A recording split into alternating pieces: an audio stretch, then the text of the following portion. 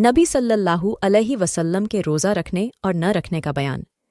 960 अनस रज़ियल्लाह अन्हु से रिवायत है कि उनसे रसूलुल्लाह सल्लल्लाहु अलैहि वसल्लम के रोज़ों के बारे में पूछा गया तो उन्होंने जवाब दिया, जब मैं चाहता कि किसी महीने में नबी सल्लल्लाहु अलैहि वसल्लम को रोज़े की हालत में देखूं तो आपको रोज़ेदार देख लेता।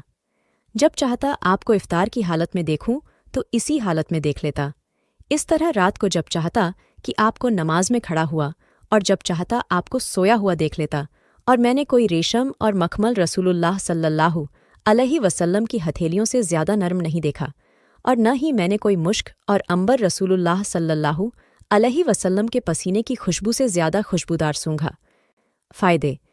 इबादात में दरमियानी और एतदाल इसलिए था कि इबादात करने वाले आसानी के साथ आपके तरीके पर अमल पैरा हो सकें, अगरचे आप इल्तिज़ाम और पाबंदी के साथ यह इबादात बजा लाने की ताकत रखते थे। औनुल बारी 2/840।